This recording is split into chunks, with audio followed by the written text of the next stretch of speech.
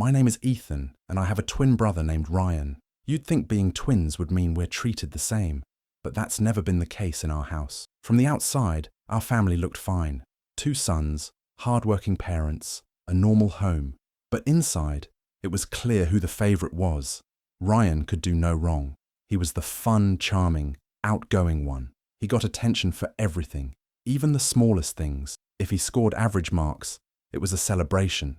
If I scored top grades, it was just expected. I've always been more quiet, focused, and responsible. I didn't go to parties, didn't break rules, and tried to help out whenever I could. I did everything right, but somehow, Ryan still got the spotlight. My parents would always say things like, "Ryan just needs more support," or, "You're stronger, Ethan. You can handle things better." It was their excuse to spoil him and expect me to just deal with it. Growing up, I watched Ryan get new phones, new clothes, even a new bike when he failed a class. Me? I got a quiet pat on the back when I passed with honours. Still, I didn't complain. I thought maybe one day they'd see the difference. Maybe they'd notice I was the one who held the family together when things were tough. But as we got older, the gap grew wider. Ryan would mess up, and they'd cover for him. I'd work hard, and they'd barely say anything.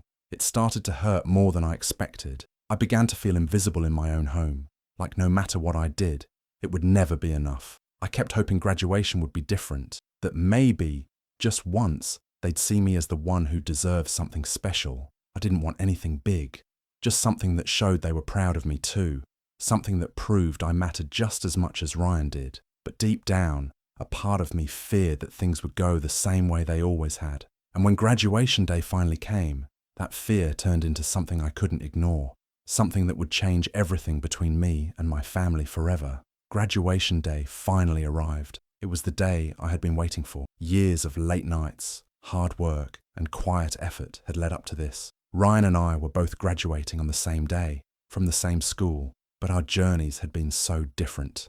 Still, I held on to a small hope. Maybe today would be the day they'd see me too. The ceremony was packed with proud families and excited students.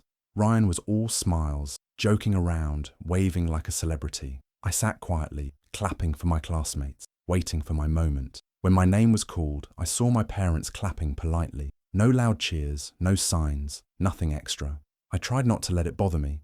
I reminded myself, graduation isn't about applause, it's about the work you put in. After the ceremony, we all headed outside. That's when it happened.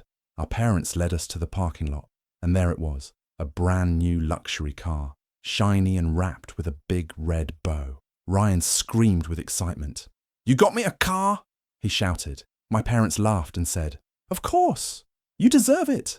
I stood there, smiling, trying to feel happy for him. And I was, kind of. I mean, he was my brother after all. But deep down, something twisted inside me. I was curious. What about me? I looked around, wondering if maybe there was another surprise, something small, anything. My dad turned to me and said, "And you, Ethan, you're strong and smart. We know you don't need things to feel proud." That was it. No gift, no card, not even a simple, "We're proud of you."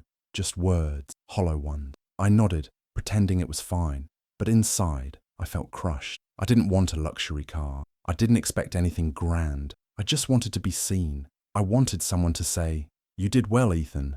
We're proud." The rest of the day passed with celebrations centered around Ryan. I stayed quiet, kept a smile on my face, but something inside me shifted. I realized I had spent my whole life waiting for recognition that might never come. That day, standing in the parking lot next to that shiny car, I stopped hoping. Something inside me broke. Later that evening, while everyone was busy celebrating Ryan's graduation and his new car, my dad quietly handed me an envelope. "Here," he said, like it was nothing. "This is for you." For a second, my heart picked up. Maybe they did get me something after all. Maybe they just wanted to give it in private. I opened the envelope with a small smile, hoping for even a simple letter, maybe some words of appreciation.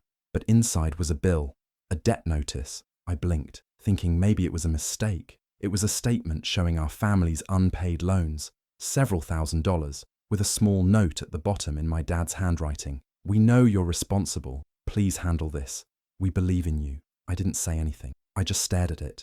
My gift was a bill. My reward for years of hard work wasn't recognition or even a thank you.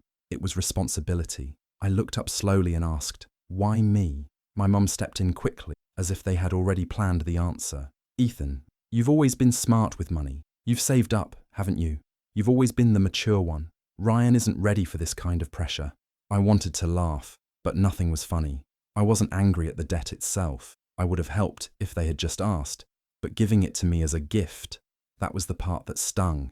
It wasn't about money. It was about being overlooked again, treated like a tool, not a son. Ryan walked by with a drink in hand, glanced at the paper in my hand, and chuckled. "You don't care about money anyway, right? You're the humble one." Then he walked off without a second thought, like the whole thing was some kind of joke. I stood there, holding the paper, feeling smaller than ever. They didn't see how much this hurt. They didn't even think they were doing anything wrong. To them, I was just dependable. Not someone to celebrate, not someone to appreciate, just someone to carry the weight quietly. That night, the silence inside me got louder. Something cold settled in my chest, and I realized this wasn't my family's debt anymore. It was mine now, in every way. I didn't scream, I didn't cry, I didn't even ask why again. I just smiled, nodded, and said, "Okay, that's all." No one noticed the weight behind that word. No one looked twice. They all went back to laughing and drinking, celebrating Ryan and his car, while I quietly slipped away. I packed a small bag that night, just the basics, some clothes, my documents, and the little bit of savings I had left. I didn't tell anyone where I was going. No dramatic goodbye, no slammed doors, just silence. They wouldn't miss me anyway, at least not until they needed something. By morning, I was gone. I took a one-way bus to a city I had never been to before, somewhere far enough that no one could just drop by, but not so far that I couldn't start over. I found a cheap Airbnb, a small dusty room with a creaky bed and a window that barely opened. But for the first time in my life, it felt like mine. No judgment, no expectations, just peace. I sat on the edge of the bed that first night, staring at the ceiling fans spinning slowly above me. It wasn't much, but it was freedom. Nobody here knew me as the responsible one. Nobody saw me as a walking wallet. I wasn't second best. I was just me. I didn't have a job lined up. I didn't have a plan, but I had something better, myself. For the first time, I wasn't living to impress anyone or meet their standards. I was finally in control. Sure, it was scary. I didn't know how long my money would last. But strangely, I wasn't afraid. I had already survived worse, being invisible in my own home, being used and then forgotten. Compared to that, starting over felt like a gift. I didn't leave because I was weak. I left because I was done pretending, done being the good son who quietly took the hit while everyone else got praised. I chose peace over approval. I chose freedom over fake love. And I didn't look back, not even once. At first, the calls were casual. "Hey, where are you? Come home, don't be silly." Just a few missed calls, a couple of voicemails with fake concern and light laughter, like I was playing some harmless game. I didn't answer. I just stared at the phone and let it ring. For once, I had nothing to explain, and it felt good. Then the tone shifted. Days passed. The calls got longer, more frequent, and less cheerful. "Why are you ignoring us? Your mother is worried. This isn't like you." They didn't understand that they had already lost me the moment they handed me that envelope. That was their goodbye. Mine just came quietly afterward. I spent my days walking around the city, watching people live lives that weren't tangled in guilt or invisible chains. I started journaling, thinking for myself, choosing what I wanted to eat, when to sleep, how to breathe. It was strange at first, being free. I'd lived so long under their expectations that peace felt unfamiliar. But slowly, the silence became comforting. I started to feel something I hadn't felt in years. Light. Then the desperation kicked in. Blocked numbers started calling. Relatives I hadn't spoken to in years were suddenly concerned. My brother even left a voice note, first time he ever spoke to me without mocking my choices. "Come on, man, this is going too far. You know Mum can't handle this, just talk to Dad." But I didn't, because they didn't want me.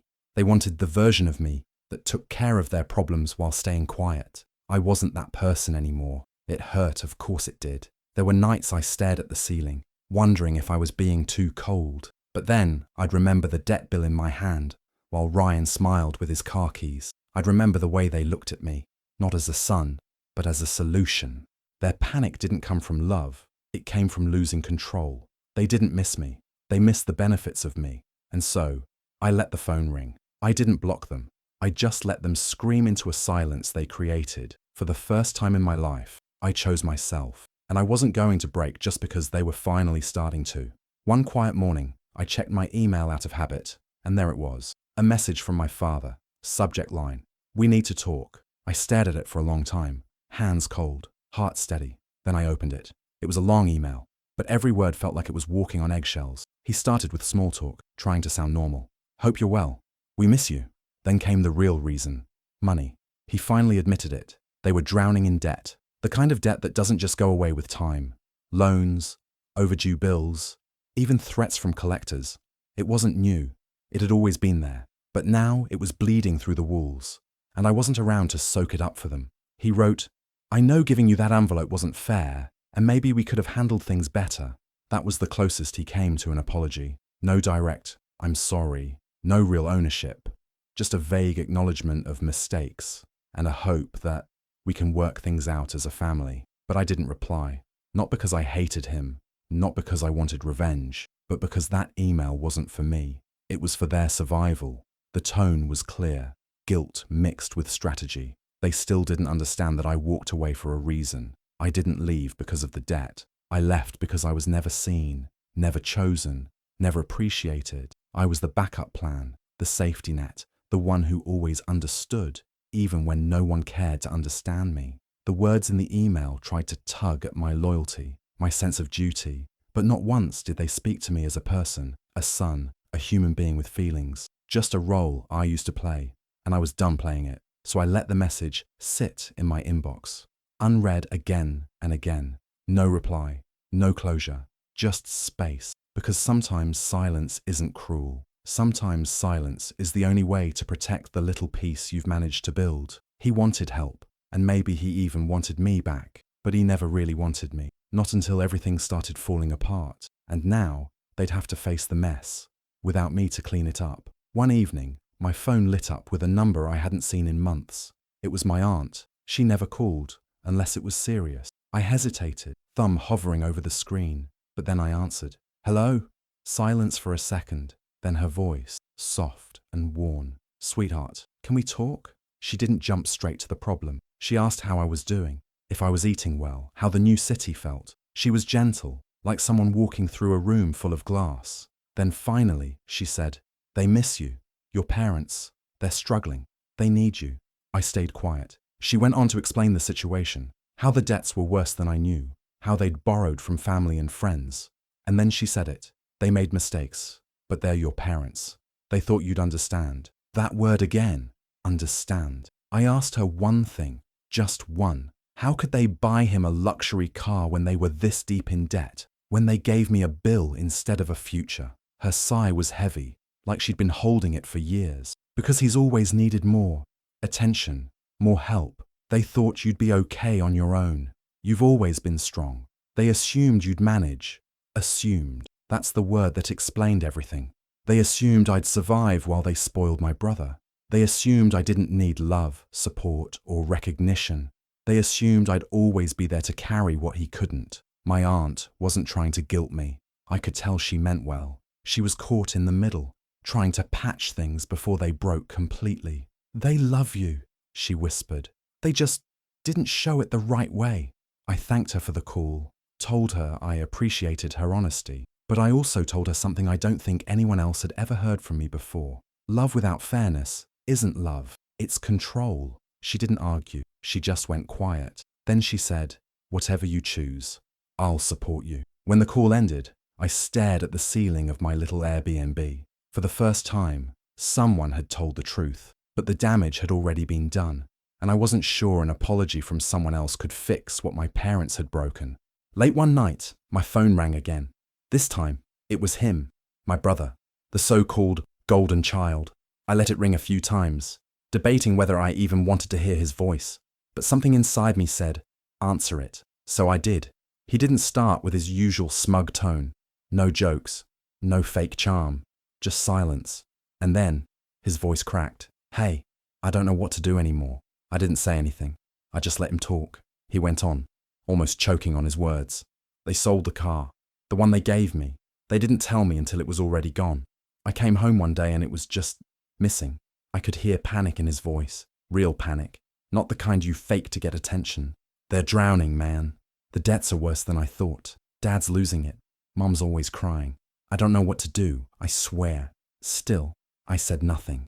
Then he got desperate. Look, I know they messed up. I know they used you, okay? But we're family, right? You always had a level head. I need that now.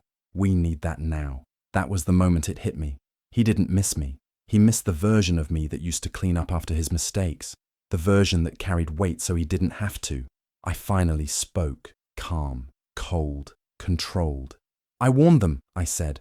I warned you, I told you there'd be consequences, and none of you listened. You were all too busy celebrating your luxury to notice I was being handed a bill. He got quiet. Then he whispered, I didn't think it would end up like this. No, I replied. You didn't think at all. He tried again, a bit softer, like a child asking for forgiveness. So, you're really not coming back? I paused, let the silence sit between us like a wall. Then I said, no. He didn't argue, just sighed and muttered, I guess I deserve that. The call ended. I stared at the screen for a moment, then put the phone down.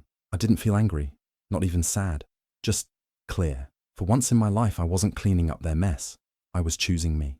The phone rang again. This time it was Mom.